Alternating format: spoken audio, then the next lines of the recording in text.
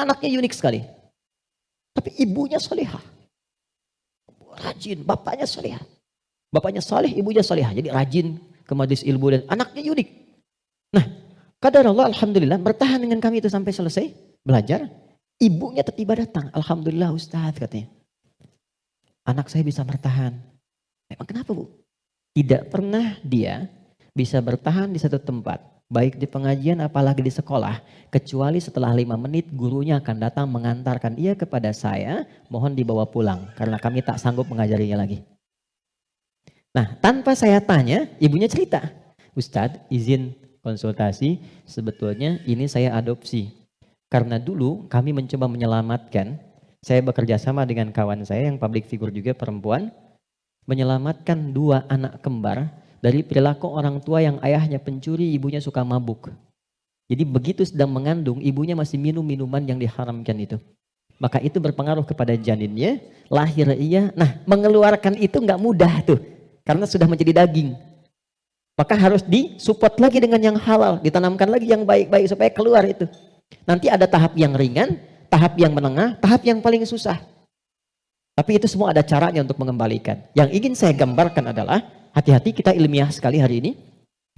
Ini bawaan dari gabungan fisik sifatnya fujur, yang ini roh membawa sifat takwa. Karena takwa yang bening bercampur dengan fujur, maka merubah keadaan roh. Yang tadinya murni seperti biasa, karena roh membawa sifat takwa, nyampur jadi ini, bercampur dengan fujur. Maka merubah nama roh kemudian menjadi nafas. Pelan-pelan, pelan-pelan. Kalau roh saja yang dibawa sifat takwa, udah pasti baik tuh. Tapi karena dia bercampur dengan ini, yang bahannya banyak tuh, ya, dan sifat fujur, maka berubah nanti dari sifat yang takwa ini bercampur dengan fujur, merubah nama roh saat masuk ke dalam tubuh, berubah menjadi nafas.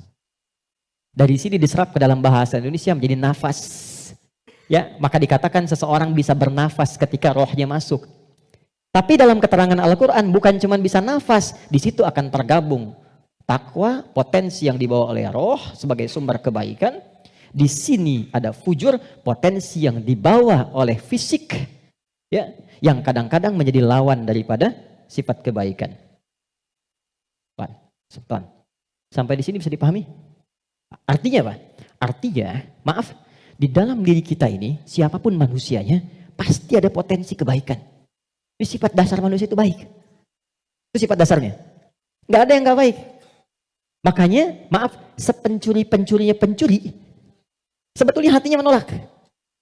Ketika akan mencuri, pasti hatinya menolak itu. Itu salah. Karena itu pencuri nggak mau dicuri. Coba kalau 3 orang mencuri, yang satu misalnya menyembunyikan hasil curiannya, maka bosnya akan berkata, maling kamu. Padahal mereka baru maling gitu kan? Ya? Oke. Pelan-pelan ya. Jadi singkatnya, di dalam diri kita terkumpul semua potensi kebaikan yang dibawa oleh roh. Dan saat yang bersamaan, ada potensi yang dibawa oleh fujur dari fisik. Ada di sini, ini lawannya. Nah, yang menarik begini, ini potensi takwa ini, akumulasi semua kebaikan, kita sebut dengan sumber positif, gini. Yang ini, didesain oleh Allah sebagai lawannya, kita sebut kutub negatif, begini, fujur. Pelan-pelan ya. Dan ini sudah menjadi hikmah kehidupan. Apapun yang bisa bergerak akan selalu ditemukan positif dan negatif. Anda beli robot-robotan pakai baterai, pasti ada kutub positif dan negatif kan? Ya kan? Proton dan neutron. Dalam proton nanti ada neuron dan macam-macam, ada partikel, ada atom dan sebagainya. Jelas ya? Ini semua hukumnya sudah begitu. Ini hukum kehidupan. Tapi kaitan dengan diri kita, ini yang harus kita sadari. Saya turunkan ke sini untuk lebih mudah. Nafas. Di sini ada takwa. Semua kumpulan sifat baik, jujur, rendah hati, kemudian sabar, dan seterusnya. Saat yang bersamaan, di sini ada lawannya, sifat fujur. Jadi kalau teman-teman di sini menemukan jujur, di sifat fujur itu ada dusta. Kalau di sini ada rendah hati, di sini ada sombong. Kalau di sini ada sabar, di sini ada sifat amarah yang berlebihan, pemarah. Nah, kita mesti menyadari setiap manusia itu punya potensi jujur, tapi saat yang bersamaan punya potensi dusta. Dia punya potensi rendah hati, tapi saat yang bersamaan dia bisa sombong. Nah, yang paling menarik adalah bagaimana kita bisa mengendalikan ini sehingga yang keluarnya selalu yang baik. Dan yang ini bisa kita tutup, bisa kita tekan sehingga tidak muncul ke permukaan. Nah, inilah inti pembahasan kita yang akan kita turunkan. Saya ingin fokuskan betul pada apa yang akan saya terangkan saat ini. Jadi yang barusan muqaddimah ya. Sekarang kita mulai ke intinya. Saya ingin berikan penjelasan dari akarnya dulu supaya kita paham tentang diri kita. Jelas sampai di sini? Halo? Jelas ya? Oke. Yuk kita lihat. Kembali ke Quran surah Asy-Syams ayat 7 sampai 10. Wa nafsin wa ma sawaha, dan demi jiwa nafas yang telah aku sempurnakan, kata Allah penciptaannya. Fa'alhamaha fujuraha wa taqwaha, maka diilhamkan pada nafas ini ada dua yang seakan berlawanan, yaitu fujur dengan bawaan ini dan takwa sifat baik. Sekarang lihat rumusnya. Qad aflaha man zakkaha. Qad, saya berikan gramatikal bahasa Arabnya dulu. Qad harfut tahqiqin wa taukidin. Huruf tahqiq yang menjamin sesuatu, taukid yang menegaskan satu hukum. Cara menerjemahkannya, qad aflaha, aku jamin, kata Allah, dan aku tegaskan. Orang yang mampu menata zakat, menata nafasnya dengan baik, maka hidupnya akan cenderung sukses dan bahagia, apapun pekerjaannya. Baik, kalau Anda buka terjemahan, zakat itu diterjemahkan dengan menyucikannya. Qad aflaha man zakkaha. Ini kuncinya. Jadi kalau kita ingin menata qalbu, menata nafas, maka caranya dengan zakat. Zakat menyuci. Saya tanya ke akhwat ya, teman-teman. Kalau menyuci itu, membuang bajunya atau kotorannya? Oke. Saya tanya ke teman-temannya, ikhwan yang pria. Sekali lagi saya pastikan. Menyuci itu membuang bendanya atau menghilangkan kotorannya? Kotorannya. Baik, sekarang saya tanya pada semuanya. Kalau tidak kotor, mungkin nggak dicuci? Huh? Halo? Kalau tidak kotor, mungkin nggak dicuci? Baik, baik. Sekali lagi, yang ketiga, yang terakhir. Jadi adanya kotor itu untuk menunjukkan yang bersih atau untuk mengotori pakaiannya? Ayo, bingung sekalian nggak apa-apa. Manfaat kotor itu, kotor, untuk menunjukkan yang bersih atau untuk mengotori pakaiannya? Bukan, yang mengotori itu andanya, gitu kan? Kotor itu diciptakan untuk mendapatkan bersihnya. Sebab kalau nggak ada kotor, nggak akan ketahuan bersihnya. Anda nggak mungkin nyuci kalau nggak ada kotoran, nggak ada kerjaan. Tapi supaya ketahuan itu bersih, ditampakkan yang kotornya. Kan harus ada pembanding. Dari mana taunya orang itu baik? Kalau ada yang buruknya, bisa dibandingkan. Tahu dari mana dia jujur? Kalau ada bohongnya. Tahu dari mana bersih? Kalau ada kotornya. Maksud saya, kotoran itu diciptakan bukan ingin mengotori pakaiannya, tapi ingin menghasilkan kebersihan di balik kotoran itu. Karena itu menyuci, itu membersihkan kotoran, bukan membuang bendanya. Tarik logika itu ke sini. Qad aflaha man zakkaha. Allah menciptakan sifat fujur bukan ingin menjadikan manusia itu terjebak dalam keburukan. Jadi jangan bertanya begini, kenapa Allah ciptakan sifat dusta? Kan saya nggak akan berdusta kalau begitu.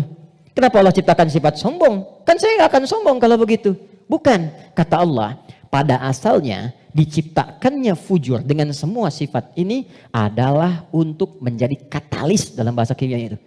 Supaya dia bisa menstimulus supaya baiknya keluar. Sebab kalau nggak ada ini nggak akan muncul. Contoh, bisa nggak ada sabar kalau nggak ada marah? Antum pulang ke rumah, ketemu istri, tiba-tiba nyampe rumah, istri bilang, "Pak, sabar ya Pak, sabar," gitu. Padahal nggak ada hujan, nggak ada angin, nggak ada apa-apa. Kira-kira respon antum gimana? Sayang, kamu sehat? Kan? Nggak mungkin kan? Ada amarah, pim. Mau marah nih, sabar aja, sabar, nggak usah dibalas. Nah, kapan ada sabar kalau ada pemicunya? Kapan ditemukan jujur? Ketika ada dusta. Jadi dusta itu diciptakan bukan ingin menjadikan Anda sebagai pendusta, tapi sebagai katalis supaya jujurnya muncul. Sabar diciptakan dan marah diciptakan untuk supaya yang baiknya muncul. Sebab kalau nggak ada marah, sabarnya nggak akan naik. Paham nggak sampai di sini? Nah, cara kita mengolah dibalik. Kata Quran, qad aflaha man zakkaha. Kalau satu waktu terjadi muncul dorongan yang mendorong dari sini, fujur ke nafas. Cara kerjanya begini supaya lebih paham. Gak apa-apa, saya menghapus saja. Bismillah. Jam 3 saya dari Bandung, ya Allah. Aku sudah hari Kamis. Saya nerangkan sendiri. Apa? Kehormatan bagi saya Presiden Musyawarah. Enggak usah ini aja, supaya nggak ada beban. Jazakallah. Enggak apa, ini aja. Baik.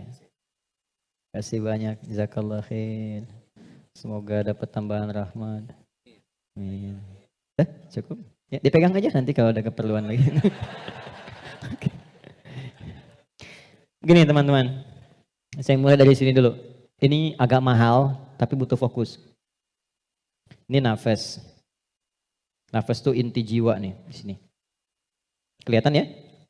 Intinya di sini. Di dalam inti ini ada lagi turunan tadi. Saya ke bawahkan dulu, di takwa, semua sifat baik. Yang ini fujur. Ini lawannya. Nafas itu adanya di dalam kolbu. Kolbu begini. Yang sering terjemahkan dengan hati. Adanya di sini, kolbu. Kolbu adanya di sodrun. Nih, ini. Masih ingat teman-teman kalau sholat kan, Allahu Akbar tangannya di sini kan? Ini posisi tangan ini sodrun. Di dalam sodrun ada kolbu. Nih, ini ada sodrun. Semua apa yang kita lakukan, sumbernya dari sini. Misal, kita mau bicara nih, kalau yang keluar baik, itu ini yang perintahkan dari sini. Ke sini, ke kolbu, ke sodrun, keluar, ditembuskan langsung ke akal kita, keluarkan sepersekian detik. Kalau yang keluar, yang buruk, sumbernya dari sini. Jelas? Nah, saya ingin katakan dulu sebentar. Setan sudah meminta kepada Allah sejak Adam diturunkan supaya diberi kewenangan untuk menggoda yang ini. Itu nanti ada di surah An-Nisa di ayat yang ke-118. Dari ayat 116 sampai 118. La'anahullah wa qala la'attakhidanna min ibadika nasiban mafruḍa. Ketika dia dilaknat oleh Allah, dia berkata, ya Allah izinkan aku menggoda satu bagian dari manusia. Maksudnya yang ini.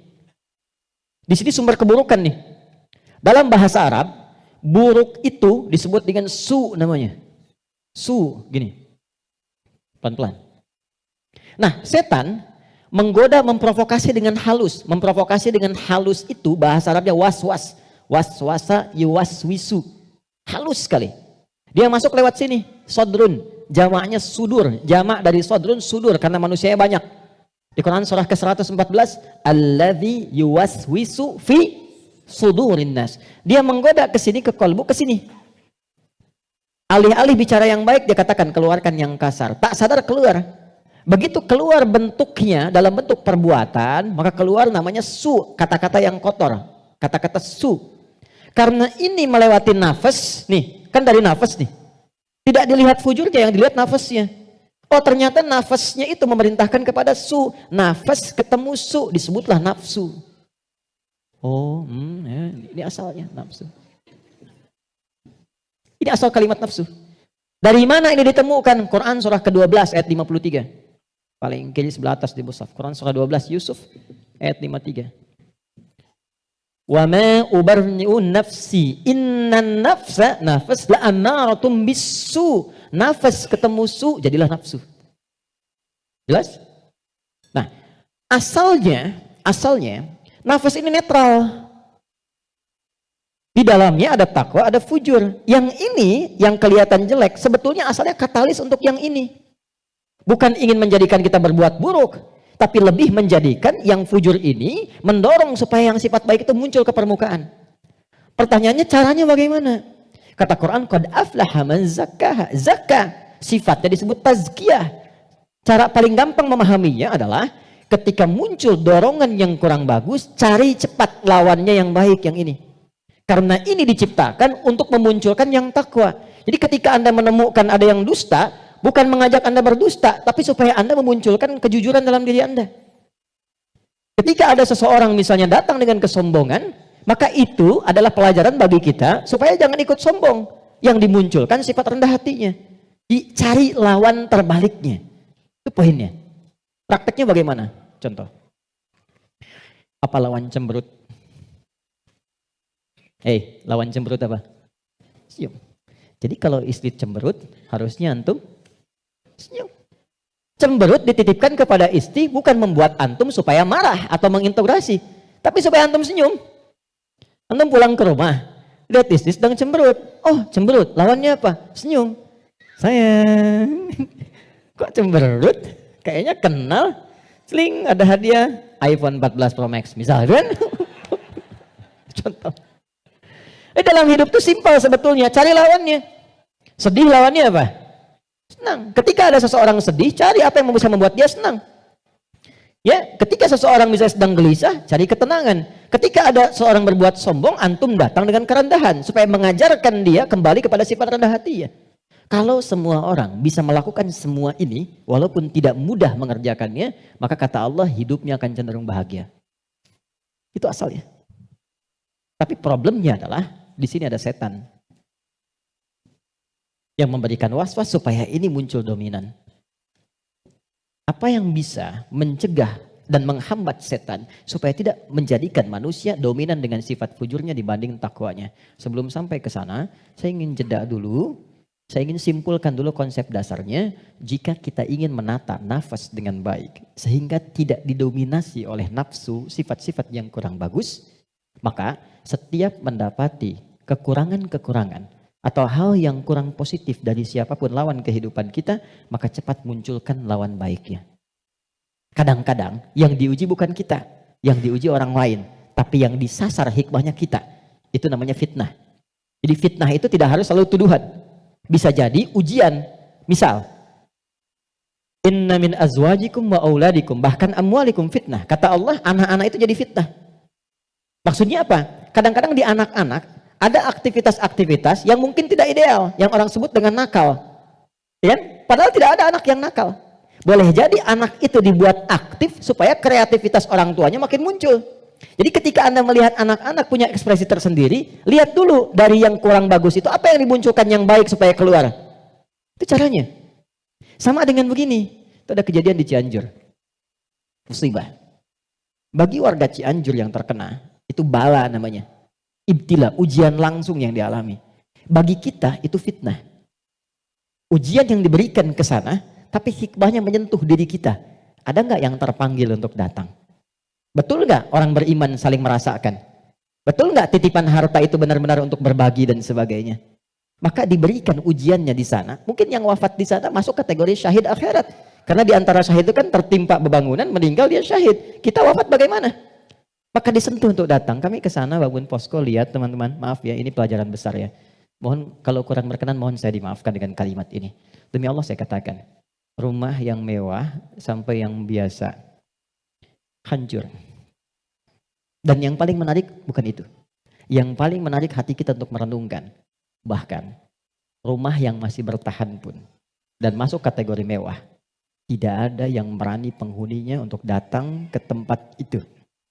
Dia lebih memilih mengungsi atau tinggal di tenda-tenda yang bahkan jauh dari kata layak.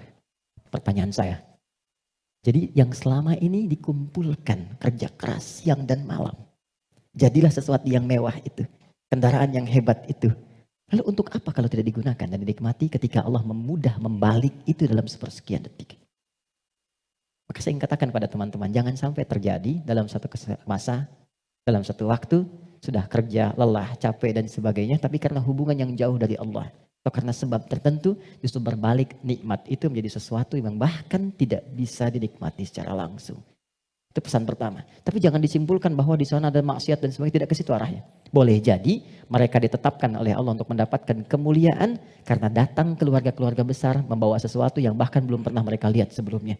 Yang gak pernah makan, menemukan makanan-makanan yang mungkin menurut kita enak dan layak. Yang merasakan perhatian, merasakan bantuan-bantuan, kenal saudaranya. Yang gak ada masjid, dibangunkan masjid lagi. Yang wafatnya syahid, kita siapa? Dan bagaimana cara kita kembali kepada Allah Subhanahu wa Ta'ala? Itu fitnah. Ujiannya di sana yang merespon kita di sini. Terkadang adanya pada tetangga kita. Tetangga yang sakit dibuat sakit bukan karena ingin menjadikan dia sakit. Boleh jadi Allah ingin menguji Anda sebagai tetangganya, sikapnya bagaimana. Itu cara melihatnya.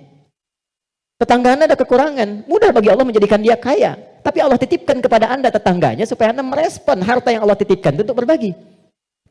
Contoh lain, Anda sudah ke masjid. Anda punya tetangga, belum mau ke masjid. Dijadikan ia menjadi tetangga Anda, bukan untuk Anda caci, atau Anda katakan, tuh saya punya tetangga, nggak pernah ke masjid. Bukan. Boleh jadi Anda ditempatkan di situ, sehingga mendapat bagian dari dakwah untuk mendoakan dia supaya ke masjid. Ada orang bertanya, saya tanya begini, satu jamaah, apa hukumnya ada tetangga masjid, tinggal di samping masjid, 5 meter jaraknya dari masjid, bahkan toa masjid menghadap ke rumahnya begini. Tapi dia belum mau ke masjid. Oh, jawabannya beragam. Dosa Ustadz, haram Ustadz. Ada yang bilang bakar rumahnya. Hukumnya ajak dia ke masjid. Hukumnya ajak dia ke masjid. Ini sederhana, tipis bahasannya. Tapi kalau kita praktekkan dalam kehidupan di rumah tangga, suami dengan istri, dengan anak, anak dengan ayah, dengan ibu, ini dibawa. Kita datang ke ibu sedang cemberut, buat beliau tersenyum. Lihat pasangan sedang gelisah, buat dia lebih tenang. Lihat anak sedang menangis, buat dia tertawa. Nabi SAW kedatangan seseorang menyampaikan, ya Rasulullah, si fulan berjuang fi sabilillah, ikut ke medan perang, tapi ibunya menangis. Dipanggil oleh Nabi, anak itu katakan, irja, pulang kamu, bikin ibumu tertawa seperti engkau membuatnya telah menangis. Ini konsepnya. Sederhana, tapi kalau kita bisa mengendalikan itu dalam kehidupan, maka kebahagiaan akan nampak di depan mata. Setidaknya itu kata Al-Quran. Oke, saya berhenti sejenak, kita dialog dulu. Nanti setelah itu saya akan sempurnakan tentang provokasi setan dan bagaimana mencegahnya. Ada yang mau ditanyakan? Saya perkenankan. Halo, kenapa menjadi diam begini? Ada yang mau bertanya? Atau saya teruskan dulu? Setelah itu baru kita bebas berdiskusi? Baik ya? Baik. Tidak mudah untuk dilakukan, sikap seperti itu, mudah disampaikan tapi tidak mudah dikatakan. Sama Ustadz juga begitu. Sama saja, godaannya sama, mau Ustadz mau bukan sama. Makanya jarang ada Ustadz ceramah bawa istrinya. Baik. Ini live gak ya? Oke, aman ya. Baik, saya balikan di sini. Kenapa? Karena sama, ada setannya. Ini poinnya. Ada setannya. Ini yang sudah berjanji kepada Allah, berkomitmen maksudnya. Pokoknya selama manusia hidup, siapapun itu, dan apapun statusnya, dia pasti memberikan waswas, menggoda lewat sini. Supaya ini ditekan. Ya, supaya takwanya ditekan, yang naik yang ini, yang buruk-buruknya. Maka bagaimana cara mencegah godaan-godaan setan itu, sehingga kita manusia tidak terbawa dalam nuansa provokasi setan, sehingga bertransformasi dari pribadi yang lembut, ini, berubah menjadi pribadi yang kasar, yang kotor tindakannya, dan sebagainya. Maka yang pertama kata Al-Quran, teruskan ayatnya. وَقَدْ خَابَ مَنْ دَسَّاهَا. Ingat ya, kalau sifat fujur itu diperturutkan, diikuti, dusta diikuti, sombong diikuti, jadi perilaku, jadi sombong. Belum apa-apa, sudah mulai pamer, sudah macam-macam dan sebagainya. Perhatikan, khab. Pikirkan dulu kata Allah kalau mau sombong. Pikirkan kalau ingin dusta. Pikirkan kalau ingin berbuat hal-hal yang buruk. Khab. Muaranya, ujungnya pasti kehinaan. Ini. Jadi sebelum berbuat sesuatu yang menyimpang, kalau Anda ingin berkata kotor, pikirkan dulu. Karena ketika itu keluar, Anda akan terhina kata Allah. Anda akan terhina. Kalau bukan ada yang di hadapan, orang lain yang akan tergerak untuk menghinakan itu. Karena itu tidak sedikit orang yang mengeluarkan kata-kata kotor dalam kehidupan, terekspos kemudian, bukankah dirinya menjadi rendah? Mau sombong, bagi dirinya mungkin hanya ingin menampilkan kerja keras saja. Tapi ketika ditampilkan dalam bentuk sombong, diikuti provokasi ini, maka apa yang terjadi? Khab. Kata Allah, ujung-ujungnya pasti ini, terhina hidupnya. Entah itu mendapatkan celaan, entah itu mendapatkan cacian. Jadi semua bentuk keburukan yang dialami oleh manusia itu kembali kepada perilakunya. Dan pada akhirnya adalah mengikuti bisikan-bisikan yang disampaikan oleh setan. Jadi yang pertama kali, kalau terfikir sesuatu yang buruk, langsung kata Allah pikirkan, maaf ya, hei jangan kerjakan. Kalau tidak, kamu akan terhina di ujung. Maaf sekali lagi, maaf. Seseorang ketika berbuat korupsi misalnya, dia merasakan akan mendapatkan sesuatu yang besar. Tapi Quran menasihati jangan lakukan, karena kamu akan terhina. Betapa itu terbukti ketika dia diketahui, entah itu KPK, kejaksaan atau polisi, menangkap dan seterusnya. Perhatikan, apa hukuman yang didapatkan dalam kehidupan sosialnya? Cacian, makian, celaan. Dan yang paling dahsyat, bukan hanya orang yang melakukan, sampai anaknya dapat bagiannya. Padahal tidak pernah mengerjakannya. Keluarganya mendapatkan bagiannya, padahal tidak pernah melakukannya. Karena itu, masuk kepada yang kedua. Nahnu narzuqukum wa iyyahum, atau nahnu narzuquhum wa iyyakum. Ada dua ayat. Kaidah-kaidah perilaku dan rizki ada yang terwariskan. Yang kedua kata Allah, kalau kamu merasa bisa menanggung kehinaan pada dirimu, pikirkan keluargamu. Contoh, Anda mengatakan, saya belum menikah Ustadz, tapi Anda kan punya ayah, punya ibu. Jadi kalau Anda berbuat sesuatu yang buruk, orang tua Anda akan kena. Anda berbuat maksiat, terjebak dengan perbuatan buruk, menggunakan benda-benda yang haram misalnya, atau mencuri atau macam-macam, waliyadzubillah. Dilakukan itu, diketahui, diekspos di publik, bukan punya Anda, bukan hanya Anda, ibu Anda akan kena, ayah Anda akan kena. Karena itu kata Quran, sebelum Anda berbuat yang kurang baik sebagai anak, pikirkan dulu orang tua. Jadi kalau merasa sebagai anak saya akan menanggung itu nggak apa-apa, pikirkan orang tua Anda. Apa tega ibu yang telah mengandung, melahirkan, merawat, mendidik, ayah yang penuh dengan peluh, merawat Anda, menyayangi Anda, menemani Anda saat tidur, tiba-tiba hanya mendapati keburukan yang dari Anda kerjakan. Mendapati limpahan keburukan dari hasil kreasi anaknya. Satu. Tapi kalau Anda orang tua, maka ingat anak dan keluarga. Saya sedih ya dapat beberapa informasi yang kadang-kadang dari instansi pemerintahan juga konsultasi. Salah satunya yaitu kok masih ada yang nekat berbuat seperti ini. Anda bisa bayangkan seorang bapak korupsi, anaknya dibully di sekolah sampai dia putus sekolah. Salah apa anaknya? Ibunya berbuat maksiat, ketahuan. Keluarganya yang kena. Suaminya yang hancur karirnya. Karena yang istrinya berbuat yang tidak bagus, berselingkuh, bergaul dengan pasangan yang lainnya, suaminya yang kena, suami yang kemudian diputus pekerjaannya, anak-anak yang kena bulinya. Jadi masuk yang kedua, ketika ada seseorang yang berpikir mengikuti provokasi setan, kata Allah, pikirkan keluargamu, pikirkan anakmu. Yang ketiga, yang terakhir, pikirkan kematian, wafat. Jadi kalau sedang terdorong oleh nafsu yang diarahkan oleh setan untuk berbuat yang buruk, misal, maaf, ingin mencela orang, hanya sekedar bikin status. Coba bayangkan saat berbuat seperti itu, Anda diwafatkan oleh Allah Subhanahu wa Ta'ala. Apakah mau wafat dalam keadaan sedang berbuat maksiat? Sementara selama ini Anda sholat, Anda puasa, Anda zakat dan sebagainya. Tiba kemudian berbuat maksiat dan wafat dalam keadaan demikian. Itu puncak terakhirnya yang paling cepat bisa mengendalikan nafsu kita supaya tercegah dari perbuatan yang buruk. Selebihnya di situ doa-doa untuk menguatkan itu semua. Ada ayat kursi, ada tiga surah paling favorit semuka bumi terakhir. Al-Ikhlas, Al-Falaq, An-Nas. Ada istighfar dan lain sebagainya. Nah itu jalan-jalan yang bisa kita lakukan. Dan sebagai penutup, kalau sudah pernah terjebak berbuat seperti itu, bagaimana cara kembalinya? Ini ada jalan rel. Salah belok ke sini. Ingin balik lagi supaya ke jalan yang benar. Balik kembali. Kembali ke jalan yang lurus, yang benar. Untuk menempuh jalan yang lebih baik, dalam bahasa Arab disebut dengan taba, sifatnya disebut dengan taubat. Maka muncullah ayat taubat. Quran surah ke-4 ayat 17. Quran surah ke-4 ayat 17. Saya berhenti dan berakhir di sini. Ada? Innamat taubatu 'ala Allahi lilladzina ya'maluna as-su'a bijahalatin thumma yatubuna min qarib. Masih ingat teman-teman, kalau perbuatan dari nafsu jadi wujud perbuatan, maka disebut apa namanya? Perbuatannya disebut apa? Masih ingat gak? Kalau lupa suka gak ingat tuh. Masih ingat kan?